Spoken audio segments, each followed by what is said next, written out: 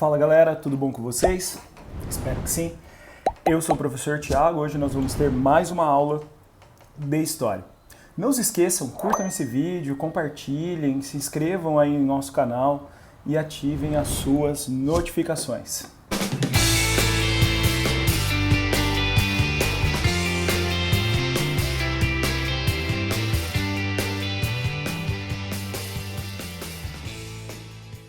Galera, hoje nós vamos trabalhar.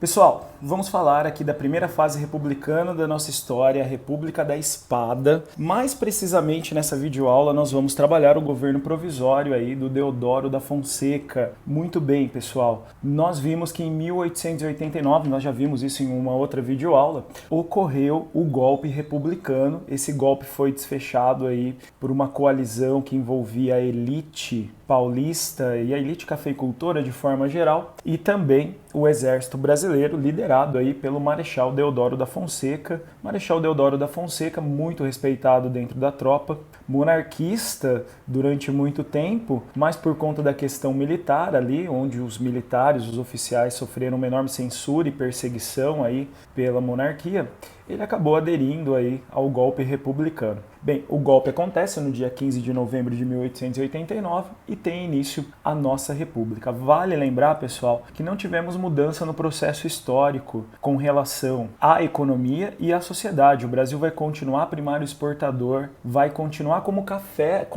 como principal produto dessa exportação e nós vamos ter a manutenção da marginalização das camadas populares. Por mais que você tenha algumas reformas importantes, como o voto universal, a maioria das pessoas ainda estava excluída da participação política, ok? A marginalização, a diferença social ainda é abissal, a concentração de renda ainda é muito grande. Nós temos então um processo histórico que é mantido desde o período colonial. A escravidão ela havia acabado em 1888 e não foi obra da República, foi obra da própria monarquia, diante de uma pressão externa gigantesca e principalmente da revolta dos negros. Galerinha, essa fase da história, ela costuma ser dividida em dois momentos. Como que é o nome dessa fase da história? Você pode encontrar a expressão Primeira República ou também República Velha. Quem dá esse nome de República Velha para essa fase é o Getúlio Vargas, com a ideia ali de depreciar o período anterior ao dele, né? Colocando que o seu governo era algo novo, algo diferente, algo ali mais importante e mais moderno, enquanto o governo anterior, os outros presidentes ou outra organização republicana que nós tivemos, era uma fase aí, então, menos importante. Muito bem, a República Velha ou Primeira República vai de 1889 até 1930 e é dividida em República da Espada, onde nós tivemos presidentes extremamente autoritários como Deodoro e o Floriano, né? Aliás, são os únicos dois presidentes, os dois presidentes são militares, os dois são marechais, os dois são de Alagoas, os dois desrespeitaram a Constituição. Então você vê que é uma fase de muita instabilidade. Além da Constituição, aqui alguns historiadores colocam que é a fase que nós tivemos a consolidação da República, galera. Muito bem, a República Oligárquica, que é a segunda fase, vai de 1894 a 1930, e é a fase aí que as oligarquias estaduais tomam o poder e a oligarquia aqui de São Paulo e de Minas Gerais vai conseguir controlar a sucessão presidencial. A gente vai focar aqui nessa videoaula na primeira parte da República da Espada, que é o governo provisório do Deodoro da Fonseca. Bem, ao assumir, Deodoro da Fonseca vai promover ali as chamadas medidas modernizadoras. Medidas que eram necessárias ali para desvincular o Brasil da monarquia. Então nós temos a expulsão da família real. Dom Pedro vai ser recebido ali em Portugal, né, onde o rei de Portugal era parente do Dom Pedro. Não vai querer ficar em Portugal, vai para Paris, vai viver na França, onde ele tinha amigos como o Victor Hugo, né, que já não era vivo, mas tinha sido amigo do Dom Pedro, e vai viver num quarto modesto de hotel onde ele vai morrer, tá? O governo brasileiro tentou até pagar uma indenização para o Dom Pedro, que não aceitou para não passar a ideia de que ele havia vendido o Brasil. Gente, as instituições políticas, administrativas da monarquia, elas são demolidas, né? Você tem o parlamento destituído, as assembleias estaduais e provinciais também destituídos, o Conselho de Estado não vai existir mais. Uma outra ação importante nessas medidas modernizadoras é a grande naturalização. Então, o Brasil estava recebendo muitos imigrantes nessa fase da história, você está olhando aqui na tabela inclusive, e nós vamos ter um processo onde o imigrante vai ter o direito, caso ele queira, obviamente, de ser cidadão brasileiro e ter os mesmos direitos que um brasileiro. Não que o brasileiro tivesse muito direitos, tá, gente? Mas agora o imigrante tem direito de não ter direito também. Enfim, vocês entenderam o que eu quis dizer. Nós teremos a convocação de uma Assembleia Constituinte, afinal, nós estamos com a criação aqui de uma república de aspecto extremamente liberal, né? E o Estado torna-se laico. O Estado laico aqui, pessoal, vai permitir que nós tenhamos a separação entre Estado e Igreja, o ensino mais laico também, e vai permitir ali que sejam criados cemitérios e cartórios, os registros serão civis. Lembrando que antes, pessoal, o registro de nascimento, de casamento e mesmo de óbito era feito na igreja. As pessoas eram enterradas na igreja. Se elas fossem ricas dentro da igreja, se fossem pobres no terreno ao lado. Agora você vai ter cemitério civil, agora você vai ter registro civil. Vale lembrar que aqui nós temos uma forte influência do positivismo nessa criação do Estado laico. A vontade de ser laico é tão grande que os feriados religiosos foram abolidos. O único feriado religioso que foi mantido, galera, foi o feriado de finados, um feriado que seria referente a todas as religiões. Óbvio que esse Estado laico, gente, mantém ainda uma marginalização gigantesca das religiões de matrizes africanas. Bem, religiões que sofrem preconceito até hoje, né? Muitas vezes um preconceito até institucional. Esse barulho foram meus cachorros, tá, gente? Bem, outra coisa. Nós tivemos aqui também uma mudança nos símbolos nacionais. Afinal, você precisa do quê? Você precisa de transformações para desvincular a república da monarquia. Óbvio que o símbolo nacional mais importante aqui, o cartão de visita do Brasil, era a bandeira. Então a nossa bandeira que você está vendo aqui da monarquia vai ser abolida e num primeiro momento nós vamos ter a criação de uma bandeira bem interessante, né? Você vai olhar a bandeira agora e vai perceber a clara influência que ela tem. Olha a bandeira. Essa bandeira, galera, tem óbvio uma influência dos Estados Unidos. Felizmente, né, pelo menos na minha opinião, ela não se manteve, mas você tem estados do Brasil que têm bandeiras parecidas com isso. Então, o próprio estado de São Paulo tem um formato de bandeira mais ou menos assim. E vai se adotar uma outra bandeira ali que tem um símbolo que carrega ali uma expressão positivista, né? Aliás, o lema do positivismo. Essa bandeira que você está olhando aqui com o lema Ordem e Progresso, você deve lembrar que o lema do positivismo era qual, gente? Amor como princípio, ordem como base, progresso como fim. Percebam que essa bandeira é uma junção de passado e presente, né? Dá uma olhadinha, ó. Você mantém os formatos e as cores da primeira bandeira, que foi projetada lá pelo Dom Pedro I, mas aí você acrescenta o céu do Rio de Janeiro no dia da proclamação da República, com as estrelas representando os estados, e seria a modernização essa questão. Lembra que o positivismo, pessoal, ele fala sobre evolução. Então, o passado não tem que ser desconsiderado, que é o verde e amarelo aí nesse formato. Só que a gente evoluiu segundo o positivismo. Então, a junção de passado e de um novo presente aí na nossa bandeira com clara referência ao positivismo. Bem, outro lema nacional, pessoal, que foi abolido foi o hino nacional. Isso causou muita polêmica. Por quê? O governo, até para se aproximar da população, fez um concurso, né, onde as pessoas mandavam a sua música para ser julgada ali e se criar um novo hino nacional. O hino da monarquia foi abolido. Só que nesse meio tempo nós tivemos reuniões cívicas, datas importantes, reuniões de Estado, né? Datas cívicas, reuniões de Estado, e tocava-se o hino nacional. Só que não havia um hino nacional para ser tocado agora, até que o concurso fosse realizado. Dessa forma, o que aconteceu, galera? Nós tivemos a adoção momentânea do hino da França como hino do Brasil. Gente, vocês sabem, o hino da França chama-se Marselhesa e é um hino de guerra, cantado obviamente em francês. Óbvio que o brasileiro não gostou disso, gente. Diante de tanto protesto, Deodoro mandou que o hino antigo voltasse a ser tocado. E nós tivemos o concurso sendo realizado e o hino que surgiu é o hino da Proclamação da República. Escuta um trechinho aqui da música, ó, vocês com certeza devem conhecer.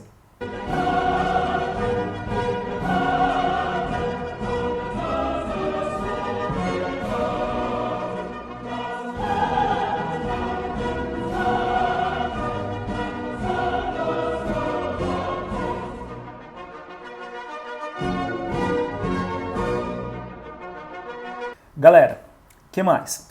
Nós vamos ter também a adoção imediata do federalismo. A vontade de ter autonomia para as regiões era tão grande, mas tão grande, que ao invés de se chamar província, cada região do Brasil agora passa a se chamar estado.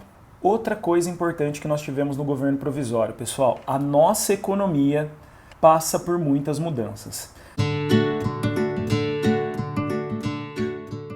Bem, a herança da monarquia era trágica, o Brasil pós-Guerra do Paraguai estava extremamente endividado, dependente cada vez mais da Inglaterra, o nosso incipiente surto industrial ali já tinha acabado. A Lei Áurea, pessoal, óbvio que é uma lei importantíssima, né, que veio tardiamente, é fruto inclusive da luta dos negros, muito mais do que qualquer outra coisa. Ela acabou desarticulando a economia em várias regiões aqui do Brasil. Vale lembrar, pessoal, que embora tenha sido um processo bem gradativo e lento a liberdade dos escravos no Brasil, a monarquia não se preparou para ela, né? Então, quando veio a abolição, faltou mão de obra em diversas regiões no Brasil, como no Vale do Paraíba, em Minas Gerais, no Nordeste. Então, a produção caiu, a exportação caiu, afetando os cofres, do Estado. Outra coisa que prejudica a nossa economia é o momento em que nós estamos vivendo, né? É um momento de instabilidade, galera. Depois de décadas, nós tivemos um golpe de Estado. Lembrem-se que a República é dada, tem ascensão através de um golpe. E quem está lá fora vê o Brasil com um local de muita instabilidade. Não devo aplicar no Brasil. O risco de não ter ali o investimento retornado é enorme. O risco de não pagamento é enorme. Então ninguém quer emprestar dinheiro para o Brasil, ninguém quer investir no Brasil. Então a economia, gente, está em frangalhos. Vale lembrar também que o café passa pelo seu primeiro momento de superprodução. Então o preço no mercado externo também estava caindo. Então a situação é muito grave. E quem é chamado para ser o nosso ministro da Fazenda é o Rui Barbosa, conhecido como Águia de Aia, né? Rui Barbosa, pessoal, fortemente influenciado pelo positivismo, tem um projeto de industrialização aqui para o Brasil. O Rui Barbosa tinha se notabilizado por ter pegado ali os documentos referente à escravidão e destruído esses documentos que eram do Estado, dizendo ali, alegando que estava apagando uma história nefasta aqui do Brasil. Mas isso é um grande crime contra a história, tá, galera? Um grande crime mesmo. Alguns historiadores defendem que essa destruição dos documentos é muito mais uma forma de evitar futuros processos contra o Estado brasileiro. Economicamente, então, influência do positivismo, a ideia de industrialização, né? Positivismo via industrialização, desenvolvimento científico como forma de se chegar ao progresso, vocês sabem disso. E o Rui Barbosa vai mapear o nosso momento de grave crise econômica, como eu disse para vocês, um momento onde está crescendo o trabalho livre e há necessidade cada vez maior de recursos para desenvolver o Brasil. Só que não há recursos, gente. Então ele cria um projeto famosíssimo chamado de encilhamento. Encilhamento ou emissionismo. O encilhamento, galera, tem como objetivo promover o aumento da produção, tanto na agricultura, mas principalmente num processo de industrialização. Como eu vou fazer isso se eu não tenho dinheiro? É aí que vem o projeto. Rui Barbosa, pessoal, ele vê então a necessidade de aumento do meio circulante. Para quê? Para se investir na criação de fábricas, para se investir no aumento da produção, para pagar os salários dos funcionários. Ninguém quer emprestar dinheiro para o Brasil, exportações caíram, ninguém está investindo no Brasil, ou poucos países. O que eu faço? Rui Barbosa permitiu a emissão de papel moeda sem lastro. Esse papel moeda sem lastro significa que é um papel que não é garantido. Então a nota, o recurso financeiro, pessoal, não tem o lastro, não tem a base para ele ser criado. Isso significa algo terrível, né? Vocês sabem, um papel moeda sem lastro pode levar à inflação, aumento da dívida pública e, obviamente, vai afetar a população. Mas qual é a ideia do Rui Barbosa, gente? O projeto é mais ou menos assim. Eu vou emitir o papel moeda e vou emprestar esse papel moeda para quem, gente? Vou emprestar esse dinheiro para quem? Para quem tiver um projeto de industrialização, de aumento da produção agrícola, de criação de fábricas. Esse grupo, essa pessoa que vai receber esse dinheiro, então, ele investe na produção, gera riqueza, aumenta, por exemplo, as exportações. E o recurso que vai entrando no Estado vai lastrear essa moeda. Então é um projeto, pessoal, muito ousado. Só que tem um problema. Antes de falar do problema, vale lembrar que ele aumentou também as taxas alfandegárias, né, para incentivar a produção nacional. Qual o problema, gente? Diante desse caos econômico que o Brasil vivia, desse momento de instabilidade, o investidor ele vai pegar esse dinheiro e muitas vezes ele não aplica na produção. Ele aplica em outros países, ele compra terras e mantém essas terras paradas. Então, isso vai gerar um caos no Brasil. Nós vamos ter uma desvalorização violenta da moeda, nós vamos ter a elevação da taxa de juros, né, constantemente para tentar controlar a inflação. Vai crescer a especulação no mercado financeiro, levando à falência de muitos acionistas. Vale lembrar que surgiram muitas fábricas, muitas pelo menos sociedades anônimas, né? Mas nem sempre essa fábrica existia, a proliferação de empresas fantasmas para captar o recurso do Estado. A inflação explode, a dívida pública explode, a crise econômica se agrava de forma muito severa no Brasil por conta desse projeto, ok? Então é um grande fracasso, a gente não vai sair industrializado disso aqui. Para fechar, gente, o governo provisório é o governo também da nossa segunda Constituição, a Constituição de 1891. Promulgada no dia 24 de fevereiro desse ano, 1891. Essa Constituição, galera, é a primeira promulgada. Lembra que de 1824 ela foi outorgada e ela vai durar até 1930, com a ascensão do Vargas e o fim dessa Constituição. Há uma clara influência dos Estados Unidos, vocês viram lá na questão até da bandeira, né, que se discutiu uma bandeira muito parecida com a dos Estados Unidos. Você vê o nome do Brasil também nessa clara influência, Estados Unidos do Brasil, é o nome do Brasil até a década de 60. O Brasil vai adotar agora uma república federativa, então os estados terão autonomia. Nós vamos ter 20 estados, ok? E um federalismo agora constitucional. Isso significa que o Estado tem autonomia, pode fazer suas leis desde que não desrespeite a Constituição, pode escolher os seus governadores e pode cuidar dos seus corpos militares. Outra coisa importante, ó, 3 poderes. Na monarquia, 4 poderes, galera. Na monarquia também não tinha federalismo, era centralismo. Agora não tem mais poder moderador, você vai ter executivo, legislativo, judiciário, poderes com autonomia, um com relação ao outro, e você tem o presidente aí então que não tem poder absoluto. Bem, mandato presidencial, aqui nesse presidencialismo, presidente-chefe do executivo, 4 anos sem direito à reeleição. Fica definido também que em caso de vacância da presidência, com menos de 2 anos, então se o presidente renunciar, morrer, precisar se afastar, novas eleições serão convocadas. Se tiver passado metade do mandato, aí o vice pode assumir. Vocês vão perceber que isso é muito importante no governo do Floriano Peixoto. Legislativo bicameral, a Câmara de Deputados e o Senado com mandato de 9 anos, os deputados com mandato de 4 anos. Como que era o Senado antes, gente? O Senado era um mandato vitalício na época da monarquia, ok? Galerinha, na justiça a gente tem uma grande inovação, que é o direito ao habeas corpus. O direito ao habeas corpus permite que as pessoas sejam presas apenas depois do julgamento. Ou melhor ainda, para você não confundir e não fazer considerações erradas. O direito do habeas corpus, pessoal, ao habeas corpus, permite ali que o cidadão responda em liberdade uma acusação, desde que ele não seja uma ameaça à investigação ou à sociedade. Então a gente vai presumir o quê? Que as pessoas são inocentes até que ela seja julgada e que se prove o contrário. Então você pode responder processos em liberdade, isso é muito importante para qualquer tipo de democracia, tá? Eleições, pessoal, tema muito importante também. Lembra que antes o voto era censitário, agora não é mais censitário. Olha só, o voto é universal, significa que você não precisa comprovar renda. Mas esse universal, gente, é só para falar que não é censitário, porque ele é um universal masculino. Então só nessa pancada você já exclui a maioria da população. É um voto também direto, tanto para o executivo quanto para o legislativo, e um voto para alfabetizados. Gente, não existe escola pública nessa época. A maioria da população é analfabeta e vai estar excluída então desse processo. Outra coisa, além do analfabeto, além ali das mulheres e dos menores de 21 anos, nós temos, não esqueçam, tá? A idade mínima aqui era 21 anos. Nós temos a exclusão também de soldados, padres e mendigos. O mendigo aqui porque não teria moradia fixa, então é vedado o direito a ele de votar. Agora, soldado, padre, cabo, esses caras, como eles seguem uma ordem hierárquica, o voto deles acabaria sendo dirigido, né? Então, seria um voto direcionado, não podem votar. Agora, uma outra questão muito importante é o voto aberto. O voto aberto, pessoal, é uma clara influência também do positivismo. As pessoas devem viver às claras, não devem esconder, não devem fugir das suas responsabilidades. Então, o voto é aberto. Você coloca o seu nome e o nome do seu candidato lá nas planilhas eleitorais, né? Nos livros tombo ali das eleições. Agora, vocês sabem, o voto aberto permitiu um mecanismo aqui muito importante para a República Oligárquica, que é o controle da população, o famoso voto de cabresto, o famoso coronelismo.